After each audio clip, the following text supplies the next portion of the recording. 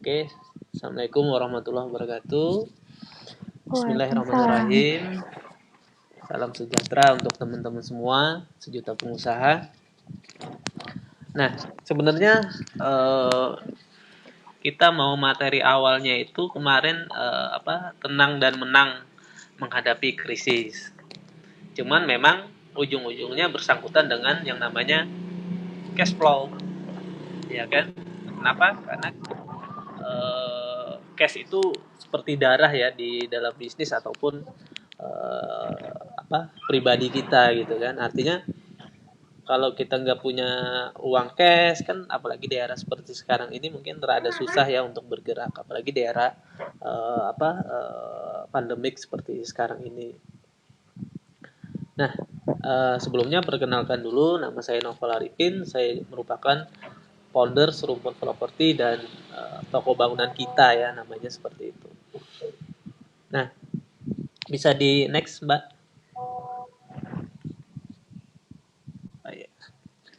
Nah, di sini mengorbankan perak untuk mempertahankan emas. Strategi perang Sonju ke-11 ya. Nah, maksudnya apa sih gitu?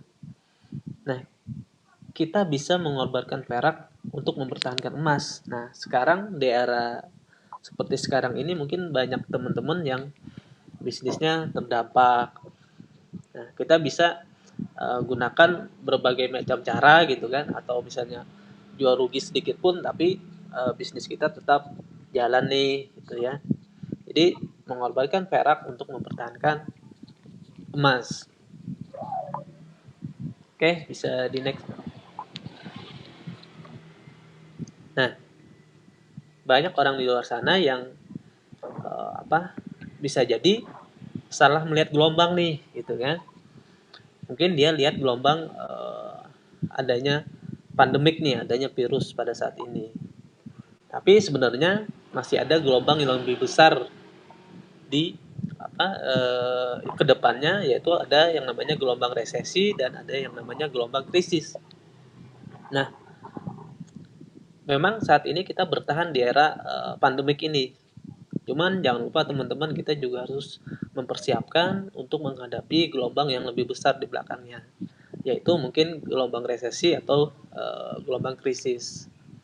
Tapi ingat, di balik krisis itu pasti ada opportunity, pasti ada kesempatan yang bisa kita lakukan.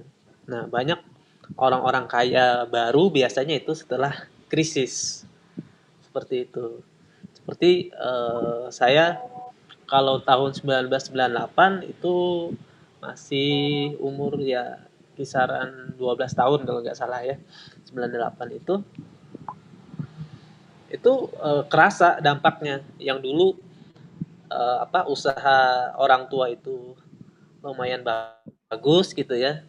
Setelah krisis 98 itu dampaknya kerasa bagi keluarga kami pada saat itu. Walaupun saat itu saya masih kecil, cuman ngerasain dampak dari 1998 itu. Yang dulunya beras itu 200 rupiah 1 liternya bisa mencapai 2000 bahkan lebih 1 liternya. Nah, itu 1998 itu berbeda dengan krisis di tahun 2020 ini. Banyak yang memprediksi gitu ya. Sebenarnya corona ini itu hanya mempercepat badai krisis itu. Cuma jangan jangan khawatir teman-teman. Kenapa? Karena banyak orang kaya baru setelah krisis. Nah, di sini kita bukan bukan berkeluh kesah ya di era krisis ini, kita malah berpikir positif, berpikir kreatif dan inovatif. Kita lihat peluang di balik krisis ini. Kesempatan apa saja sih yang bisa kita dapatkan di balik krisis ini, pandemik ini. Mungkin di next, Mbak. Nah, di sini ada dua gambar ya. Ada manusia dan ada dinosaurus. apa sih yang menyebabkan dinosaurus itu punah? Padahal badannya besar ya, badannya besar, kekuatannya besar. Tapi kenapa dia bisa punah? Karena dinosaurus tidak bisa eh, dinosaurus tidak bisa sorry mbak, dinosaurus itu tidak bisa fleksibel, tidak bisa mengikuti apa zamannya, eranya dan sebagainya, akhirnya menyebabkan dinosaurus itu punah. Nah jangan sampai nanti kita itu punah juga, ya kan? Kenapa? Karena kita tidak fleksibel. Nah jadi kehebatan manusia adalah dia bisa mampu bertahan. Kehebatan kita manusia itu mampu bertahan di era seperti sekarang ini. Next, Mbak. Oke. Tahan sebentar, Mbak ya. Kayaknya lightingnya.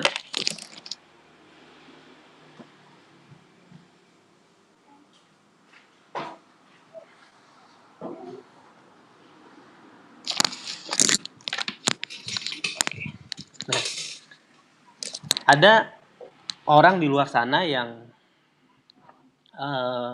cuma bertahan gitu ya di era yang seperti sekarang ini, cuma apa strateginya bertahan, bisa yang penting bisa survive aja. Cuman ada juga orang di luar sana yang bertahan sambil mempersiapkan untuk bertumbuh, ya. Namun ada juga orang di luar sana yang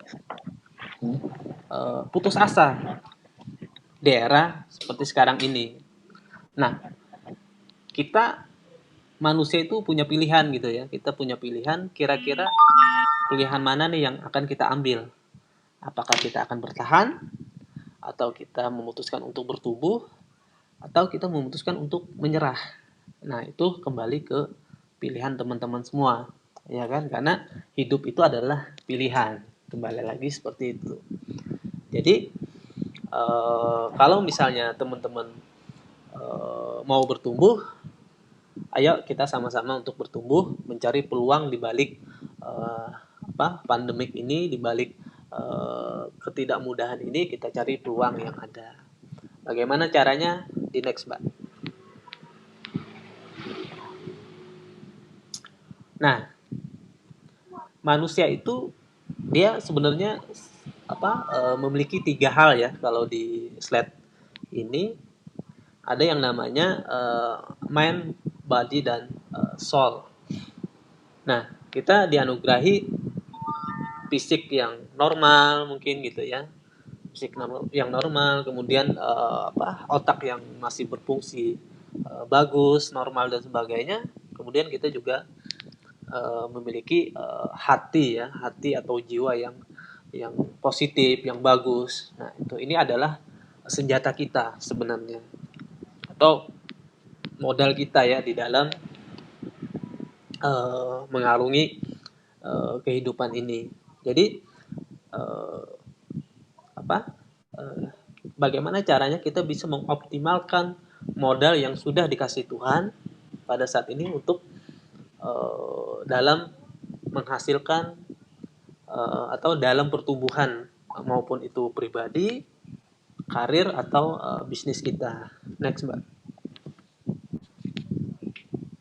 Nah, di era seperti sekarang ini, itu saatnya kita memutuskan menjadi hamba seutuhnya, ya kan? Bukan hamba uang, bukan hamba ketenaran, tapi hamba seutuhnya. Kenapa?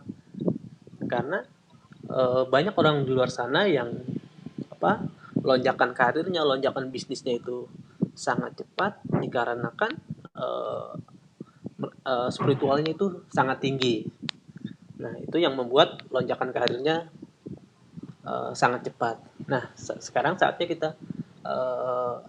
bertafakur diri nih, bertafakur diri. Kira-kira sekarang itu kita ini hambanya siapa nih gitu kan? Ataukah selama ini kita hambanya uang, atau hambanya ketenaran, atau hamba Allah, hamba Tuhan ya, seperti itu. Nah, jadi sekarang saatnya kita tentukan. Next, Mbak. Nah, kemudian kita perbaharui niat dulu nih. Jadi niat ini sangat penting teman-teman. Kalau niatnya sudah baik, ikhtiarnya baik, maka insya Allah hasilnya pun akan baik. Gitu. Jadi sebelum kita berikhtiar, perbaiki dulu niat kita, perbagus dulu niat kita. Maka insya Allah nanti ikhtiarnya dan hasilnya juga baik. Nah, banyak orang di luar sana yang menyepelekan soal niat ini, tuh kan? Jadi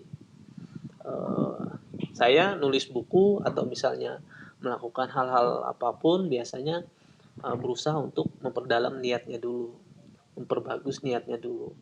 Kalau niatnya sudah bagus, maka insya Allah ikhtiar dan hasilnya juga bagus.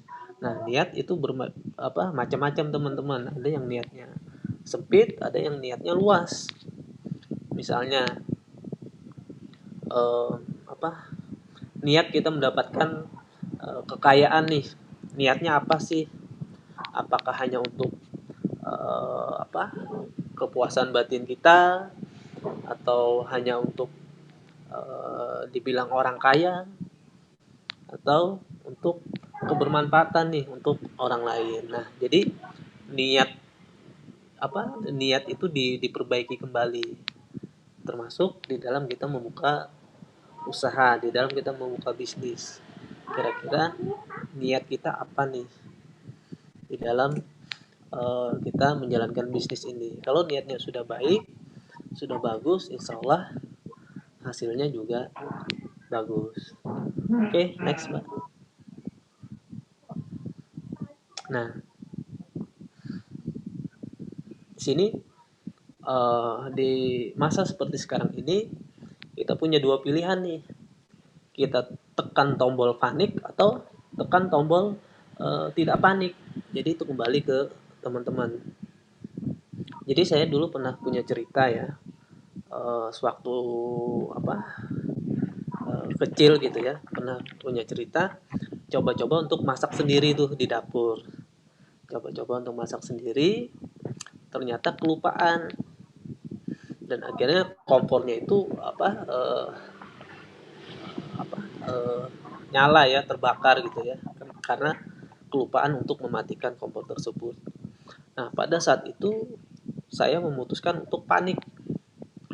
Saya panik, saya coba angkat kompornya, panas kan, dan akhirnya terjatuh ke lantai.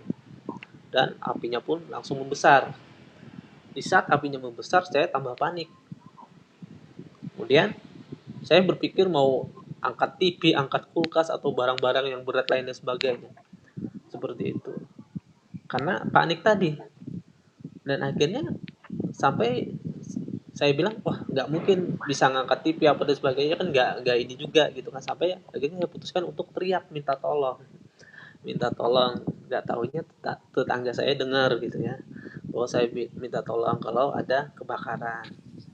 Dan setelah tetangga saya datang, itu bawa ember, bawa air, disiram api itu, padahal sudah lumayan besar, disiram. Dan akhirnya saya baru baru sadar, oh iya, api itu penawarnya air gitu kan, padahal air banyak di situ. Akhirnya udah ambil air langsung siram. Maka alhamdulillah tidak jadi kebakaran rumahnya. Cuman ada beberapa dinding yang gosong dan beberapa kaca jendela itu pecah di daerah dapur itu.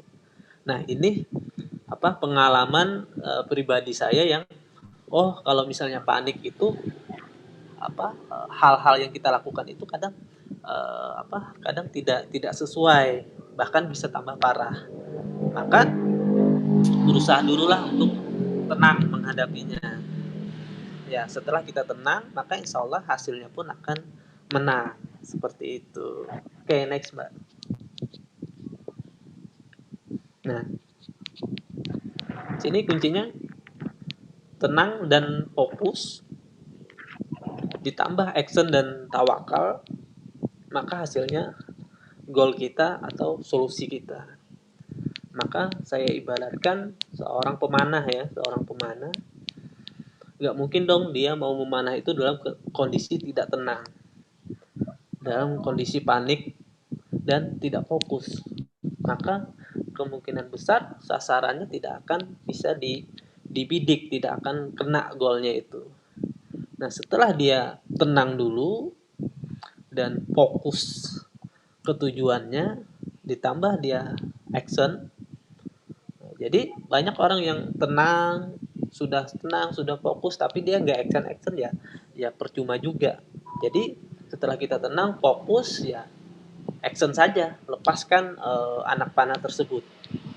Kita lepaskan, setelahnya kita tawakal aja, pasrah aja sudah, untuk hasil ya Allah yang akan akan berikan, Tuhan yang akan berikan untuk goal atau solusi tersebut. Yang penting kita bergerak aja. Jadi di tahun 2019 awal itu saya punya amanah 16,5 M ya teman-teman. Jadi di usia saya yang beranjak 31, ini baru jalan 32, itu saya sudah punya amanah 16,5 M. Jadi apa yang bisa saya lakukan pada saat itu sebenarnya itu bukanlah tanggung jawab saya, bukanlah kesalahan saya, tapi tanggung jawab mitra bisnis saya dan kesalahan dia. Tapi saya berusaha untuk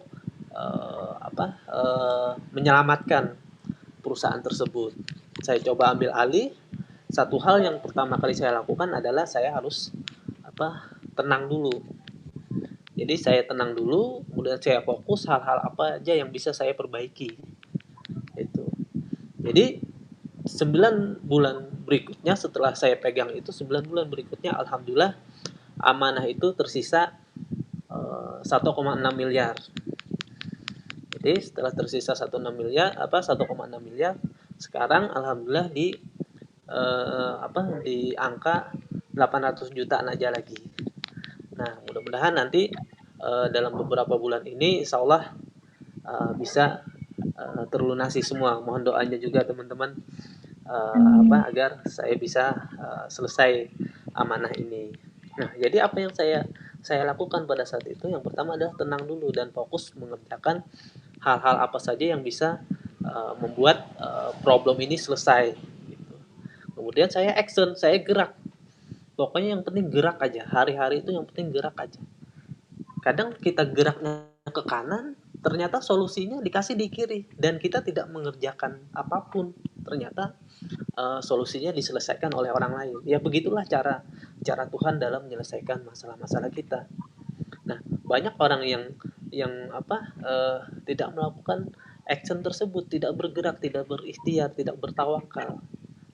Maka dia berpikir, wah mana mungkin nih, nggak bisa, dan akhirnya nggak bisa beneran. Tapi kalau kita coba tenang, kita fokus, kita berikhtiar, kita perbaiki niat kita bertawakal, insya Allah solusi-solusi itu akan datang dengan sendirinya, akan didapat dengan sendirinya. Seperti itu. Next, Mbak. Nah, penyebab bangkrut. Nah, jadi ini materi saya bagi dua ya, teman-teman. Saya bagi dua. Ini kita masih baru masuk di ranah pribadi kita, diri kita. Baru nanti di materi keduanya itu masuk ke ranah bisnisnya. Jadi bisnis itu gampang, teman-teman. Yang nggak gampang tuh diri kita. Karakter kita, kebiasaan kita, habit kita, jiwa kita itu yang sulit untuk mengelolanya. Kalau bisnis insya Allah lebih mudah daripada mengelola jiwa kita. Seperti itu. Jadi kalau misalnya diri kita sudah bagus, insya Allah ikhtiarnya pun juga bagus dan hasilnya pun insya Allah bagus. Nah, di sini saya bahas penyebab bangkrut di diri sendiri ya, pribadi sendiri. Jadi saya memulai usaha itu dari pedagang kaki lima. Pedagang kaki lima dengan modal milik teman gitu kan, modalkan uang 300.000 pada saat itu, dan itu pun pinjam ke teman. Nah, kita buka apa usaha itu stiker pertama kali dan kaki lima di pinggir jalan. Jadi sangat menyedihkan pada saat itu, sangat menyedihkan. Cuman karena kita punya tekad yang kuat gitu kan, kita kasih pelayanan yang terbaik walaupun customer cari barangnya nggak ada, kita usahakan untuk ada. Nah, tapi setelah jalan usaha saya itu 5 tahun, yang merintis dari nol tadi jalan 5 tahun, ternyata bangkrut usahanya atau tutup. Kenapa? Karena pada saat itu saya tidak memperbaharui ilmu, saya tidak menambah skill, saya tidak menambah networking gitu. Akhirnya apa? Saya akhirnya puyeng sendiri, meriang sendiri, kantong kosong sendiri. Nah, akhirnya usahanya tidak bisa diselamatkan dan bangkrut. Padahal usaha itu sudah berjalan 5 tahun pada saat itu. Jadi merintis dari nol bisa naik, tapi akhirnya saya tidak menambah kapasitas diri saya sendiri. Akhirnya menyebabkan usahanya drop, teman-teman. Nah, jadi buat teman-teman yang hadir di sini, mudah-mudahan nanti ilmu ini bisa bermanfaat ya. Ya, saya di sini hanya sharing saja, hanya berbagi saja. Saya yakin teman-teman juga hebat-hebat semua, gitu kan? Hebat-hebat semua. Jadi saya hanya coba untuk sharing saja. Oke, next. Nah, sini ini lumayan unik nih teman-teman, ya kan? Ada yang namanya money IQ, money EQ, dan money SQ. Jadi bagaimana sih mendatangkan uang ke pribadi kita itu loh, uang datang ke pribadi kita itu. Banyak orang di luar sana yang hanya bisa mengelola uang, tapi tidak bisa mencetak uang tersebut. Tuh kan? Ada juga yang bisa mencetak uang, tapi ada juga orang-orang di luar sana yang uang itu datang sendiri. Jadi uang itu datang sendiri tanpa dia berikhtiar yang apa yang banyak gitu, tapi uangnya datang sendiri. Itu yang saya namakan money SQ, ya kan? Jadi di ranah spiritual sudah nih. Jadi bukan hanya berikhtiar saja, cuman batinnya juga berikhtiar. Batinnya berprasangka baik tentang bahwa kalau misalnya uang itu hadir di hidupku, maka dia akan lebih bermanfaat seperti itu. Jadi apa eh, apa eh, eh, materi ini bisa teman-teman terapkan nih gitu kan. Eh, apa eh, Agar bisa mencetak uang atau uang itu datang sendiri. Oke, next Mbak. Nah, tuh kalau misalnya teman-teman bawa catatan atau pulpen atau pensil ya, di sini kita coba untuk financial diagnostik dulu nih. Kira-kira saat ini pengeluaran teman-teman itu berapa sih pribadi ya? Ini masih di ranah pribadi. Kira-kira pengeluaran teman-teman itu berapa sih dan pemasukan teman-teman itu berapa? Bisa di catat atau ditulis di kolom komentar ya, biar sambil kita lihat nih eh, kira-kira besar pasak atau besar pasak daripada tiang atau gimana gitu ya.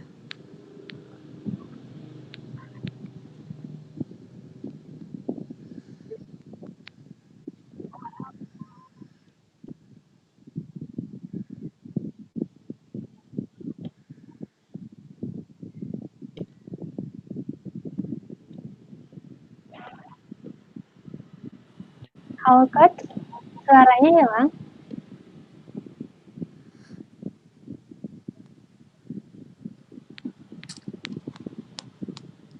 Nah, jadi eh, optimalkan semua potensi diri kita nih teman-teman, ya kan, untuk pribadi kita nih masih banyak hal-hal yang bisa kita optimalkan semua potensi di diri kita agar bisa mendatangkan cash income yang besar untuk kita. Misalnya pengeluaran kita lebih banyak, pengeluaran pribadi kita nih lebih banyak daripada pemasukan kita, pengeluaran itu kita tekan namun income kita perbesar nih untuk pribadi. Misalnya nulis buku, maka dapat royalti dari buku tersebut, atau bikin konten YouTube, ya kan, atau misalnya hal apapun yang bisa dikerjakan, lakukan teman-teman, agar income itu lebih besar daripada pengeluaran kita. Next, Mbak.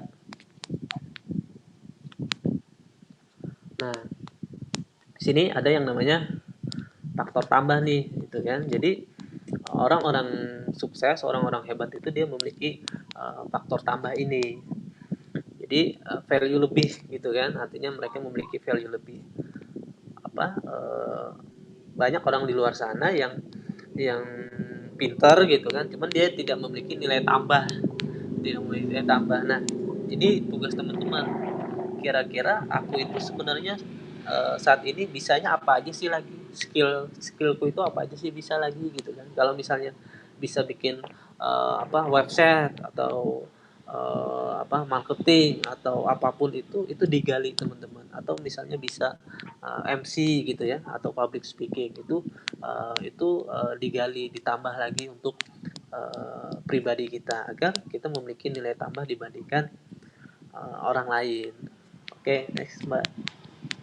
Nah, setelah kita memiliki nilai tambah, kita memiliki faktor kali, teman-teman, ya kan. Jadi kali berapa nih nilai tambah kita ini? Misalkan kita bikin kursus nih, gitu kan, kita bisa bisa bisa kasih training, ya kan, bisa kasih training, kemudian eh, faktor kalinya apa nih, gitu kan. Oke, kita gunakan online, ya kan, kita gunakan online, maka bisa ditonton oleh lebih banyak orang. Nah, itu adalah faktor kali. Jadi pribadi kita ini kita optimalkan benar-benar, gitu kan. Misalkan nulis buku, ya kan, jadi nulis buku, kemudian kali berapa nih buku ini akan laku.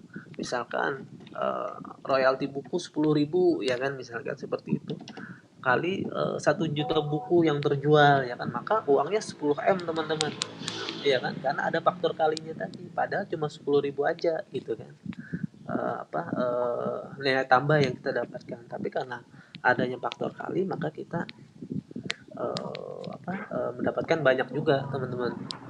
Contoh misalnya rombong bakso, gitu ya, punya usaha bakso, tapi punya 10 cabang, ya kan, kalinya kali 10, satu satu usaha itu profitnya satu hari misalnya 300.000, kali 10 berarti kan 3 juta pemasukan seharinya, segitu, teman-teman. Jadi cari faktor tambahnya dan cari faktor kalinya, untuk agar kita bisa, income kita terus terus naik, terus bertambah, ya, seperti itu.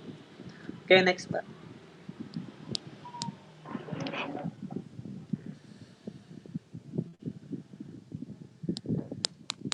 Bentar, Kak. Maaf. Ya, yang faktor L, Mbak. Nah, ini. Jadi selanjutnya, teman-teman, setelah kita memiliki nilai tambah, ya kan, pribadi kita memiliki nilai tambah dibandingkan yang lain, kemudian kita memiliki faktor kalinya, faktor pengalinya, kemudian kita memiliki faktor leverage-nya, daya ungkitnya, gitu ya. Jadi leverage ini bisa apa saja, teman-teman, yang kita gunakan. Contoh misalnya internet itu merupakan leverage yang sangat besar pada saat ini, ya kan. Contoh seperti saya kan tinggal di Kalimantan, ya, teman-teman, tapi bisa bisa sharing sama teman-teman yang ada di Pulau Jawa, Jakarta, Bandung, Medan, tadi saya lihat Palu, ya kan, dari Sulawesi. Nah, ini adalah internet ini adalah leverage yang sangat besar, teman-teman, yang bisa dimanfaatkan daerah yang seperti sekarang ini. Jadi setelah punya nilai tambah tadi, kemudian kita punya faktor pengalinya, kemudian kita punya faktor daya ungkitnya. Nah, maka insya Allah pribadi teman-teman tambah berkelimpahan lagi. Oke, next, Mbak. Nah, di sini saya mau bagi 7M nih, gitu kan. 7M bukan uang, ya, maksudnya, teman-teman. 7M di sini adalah langkah-langkah apa saja sih yang bisa mendatangkan income untuk pribadi kita. Yang pertama adalah menghubungkan teman-teman. Jadi dulu waktu awal-awal saya merintis di bisnis properti, tugas saya menghubungkan antara pemilik tanah dan pembeli. Nah, maklar bahasanya seperti itu.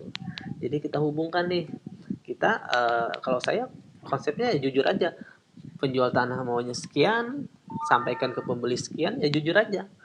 Terserah mau dikasih ya dikasih, alhamdulillah, kalau enggak ya enggak apa-apa, kita niat membantu, ya kan, kita niat membantu seperti itu. Maka biasanya kalau kita tulus dalam menghubungkan itu, biasanya hasilnya juga bagus, ya kan, apalagi di bidang properti biasanya banyak yang tidak goal karena mau ambil untung nih di awal dan sebagainya. Nah, kalau saya nggak mau seperti itu, saya tulus saja sekian ya sekian itu sampaikan, maka biasanya hasil yang kita dapat juga bagus dan berkah teman-teman. Kemudian M yang kedua adalah mempopulerkan. Jadi misalkan teman-teman followernya banyak nih, follower Instagramnya atau subscribernya banyak.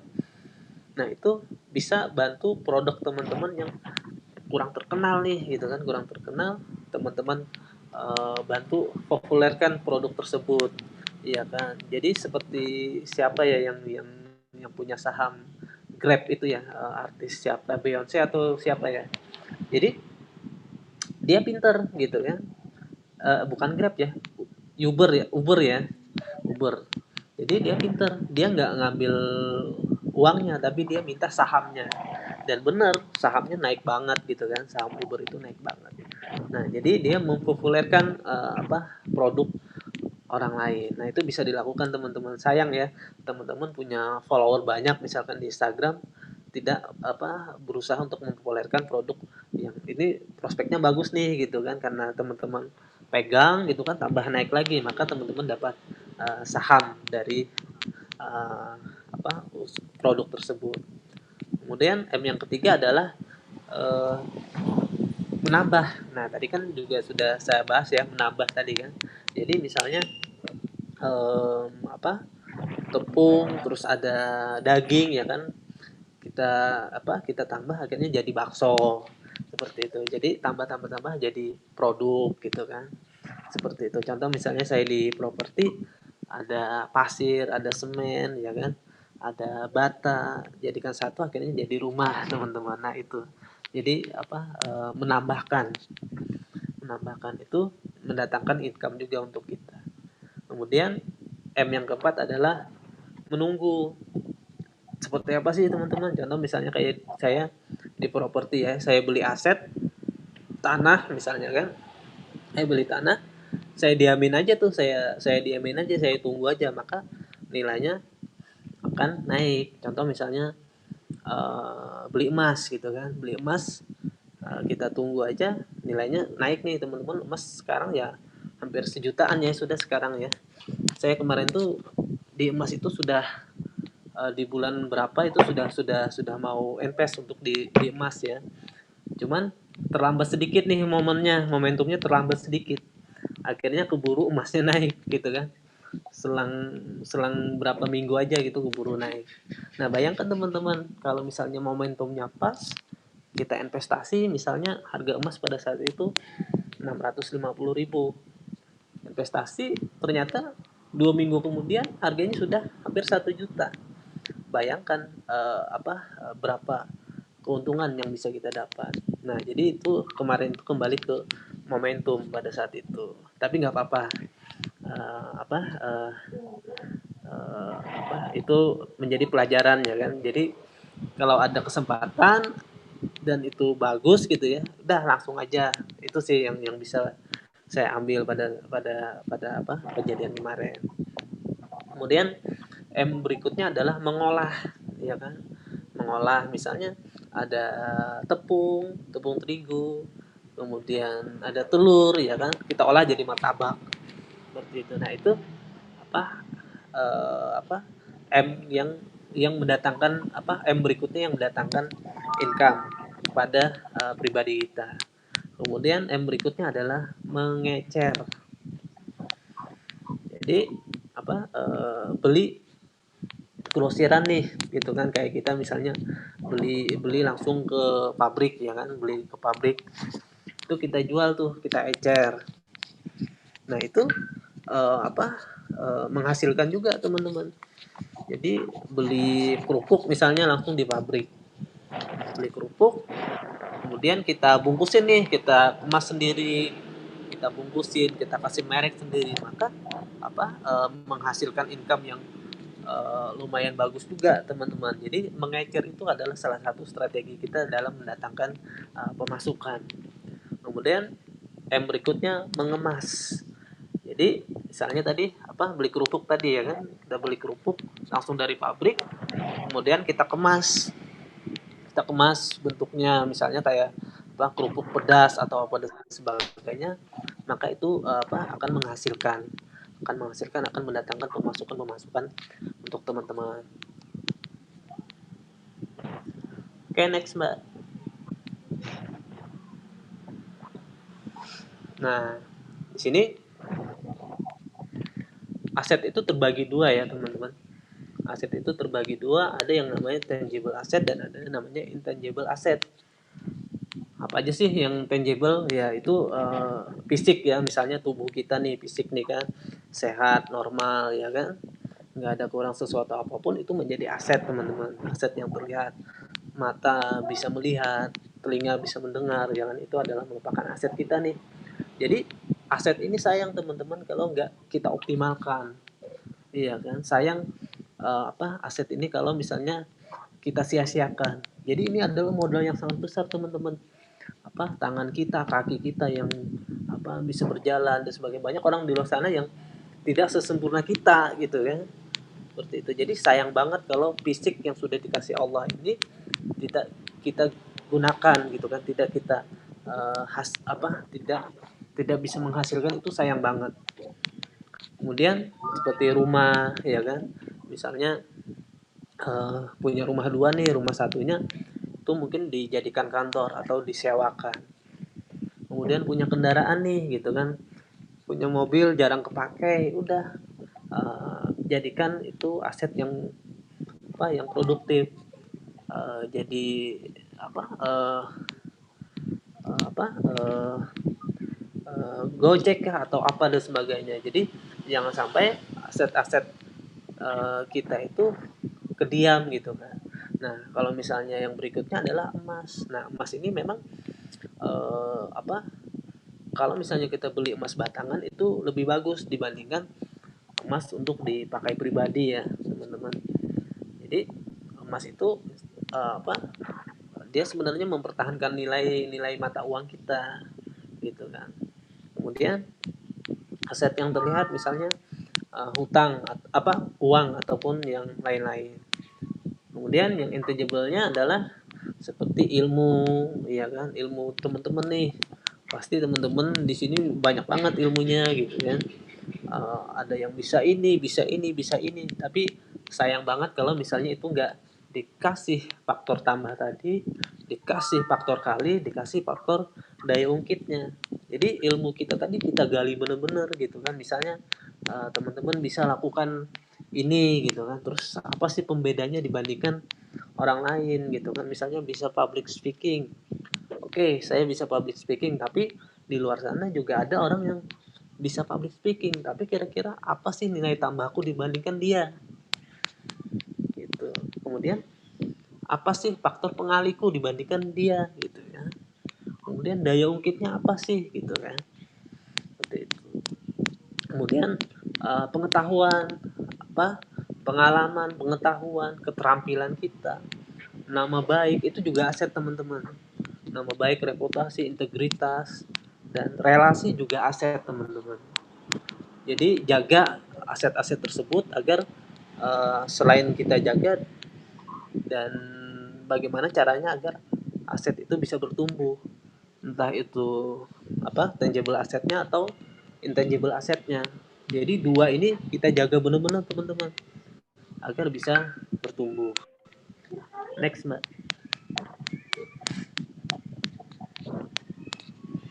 Nah, jadi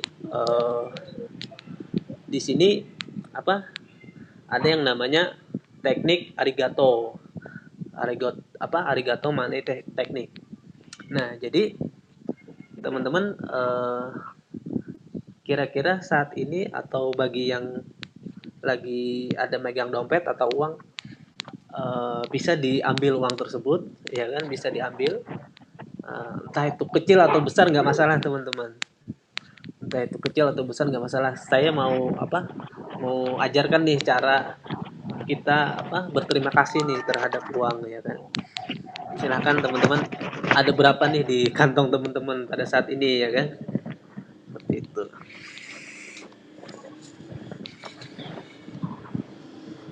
Atau Mbak Nendernya nih, ada berapa nih di kantongnya, ya kan? Nggak ada cash, Coach. Oh, nggak ada. Pakai apa? Pakai GoPay atau? Nah, Iya, itu. pakai GoPay. Nah, jadi apa? Non tunai sekarang. Uang tunai sekarang susah ya. Nah, jadi Iya. kalau saya punya kebiasaan, Mbak, menyisakan uang tunai itu di dompet ya, menyisakan uang tunai itu ada di dompet.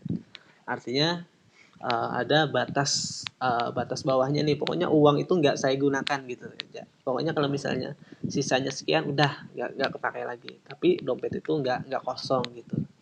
Nah, jadi seberapapun uang yang ada di teman-teman sekarang itu bisa diambil, bisa dilihat dan berterima kasihlah terhadap uang tersebut.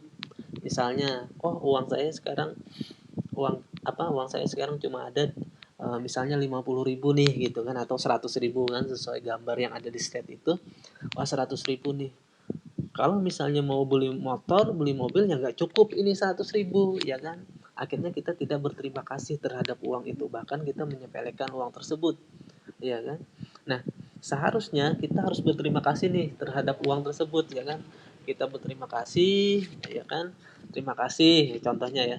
Terima kasih masih ada uang nih 100.000, bisa buat beli beras atau ikan, ya kan. Dibandingkan di luar sana masih banyak orang yang nggak pegang uang nih, iya kan, nggak punya uang untuk makan hari-hari aja susah gitu kan. Nah, kita dikasih 10.000 kak, atau 2.000 rupiah kak di kantong kita, ya kita syukuri, kita berterima kasih, iya kan. Saya punya kebiasaan unik nih, Mbak, kebiasaan unik, eh, dan cerita unik gitu kan. Pada saat itu saya beli beli sesuatu ya ke pasar induk itu di Banjarmasin, beli sesuatu. Di saat beli, ternyata ada uang koin yang jatuh dari dompet saya, ya kan. Ada uang koin yang jatuh, itu 1.000 rupiah koinnya. Jadi gelendeng-gelendeng masuk gitu kan. Nah, penjaga toko di situ banyak karyawannya dan cewek semua. Pada saat itu saya belum menikah. Jadi jadi wah, saya cari tuh uang koinnya tuh. Ya kan, saya cari. Wah, orang mungkin ada yang berpikir, wah, 1.000 rupiah aja ngapain sih dicari-cari gitu kan. Bagi orang yang Iya, iya. tidak tahu gitu kan. Tapi kalau saya, wah, 1.000 rupiah ini daripada hilang di situ gitu kan, mending 1.000 rupiah Mending ini disedekain ya. saya masukin ke celengan, ya kan, celengan masjid Celengan, iya, ataupun dan iya. sebagainya gitu kan, kita sedekahkan, mending seperti itu kan. Jadi orang-orang hebat itu dia menghargai hal-hal yang kecil itu. Jadi kan kita sekarang ini kan di rumah mungkin banyak uang koin nih gitu kan, dibiarin aja berserakan, padahal dikumpulin terus kita sedekahkan. Itu kita bisa menghargai uang tersebut, karena bisa jadi orang di luar sana sangat sangat Sangat perlu membutuhkan. gitu kan uang tersebut. Jadi saya pernah punya cerita nih, Mbak. Jadi pada saat itu Iya. usaha saya drop 3 bulan, saya tidak punya tidak punya pemasukan gitu kan. 3 bulan tidak punya pemasukan, tidak ada pekerjaan, tidak ada usaha, tidak punya motor, ya kan. Bahkan mau sholat Jumat saja saya nebeng tuh di depan kontrakan itu kan, saya nebeng untuk mau sholat Jumat, nggak punya motor. Sampai di satu titik anak saya pada saat itu masih umur kisaran 4 tahun, ya kan. Di depan itu kan banyak yang pedagang-pedagang yang keliling gitu kan. Jadi pada saat itu dia panggil pedagang keliling itu, sedangkan saya nggak punya uang sama sekali tuh, iya kan? Saya nggak punya uang sama sekali. Padahal dia sudah pesan makanan itu di pedagang itu kan. Kemudian saya cari kontrakan saya cari di mana-mana nggak ketemu uang. Padahal yang saya cari cuma 2.000 rupiah aja, nggak ketemu. Hmm. Wah segitunya loh. Jadi dari situ kan kita akhirnya wah ternyata 2.000 atau 200 rupiah atau 1 rupiah pun sangat berharga ternyata. Sangat berharga ya. Iya. Nah jadi kalau misalnya sudah ngerasakan ke titik itu maka kita akan sangat menghargai uang tersebut, iya kan? Bukan bukan Iya. uang itunya yang kita hargai tapi nilainya dari itu ya Iya, kan seperti iya. itu. Kalau kalau cuma uang ya kan kertas doang nih gitu kan kertas ya kan. Tapi ada nilainya di situ yang bisa memberikan kebermanfaatan untuk orang lain. Jadi itunya yang kita hargai. Seperti itu. Ah, mungkin ada pertanyaan dulu nih sebelum masuk ke materi berikutnya, Mbak. Teman-teman. Oke, boleh teman-teman silakan langsung komen di kolom komentar ya teman-teman untuk pertanyaan.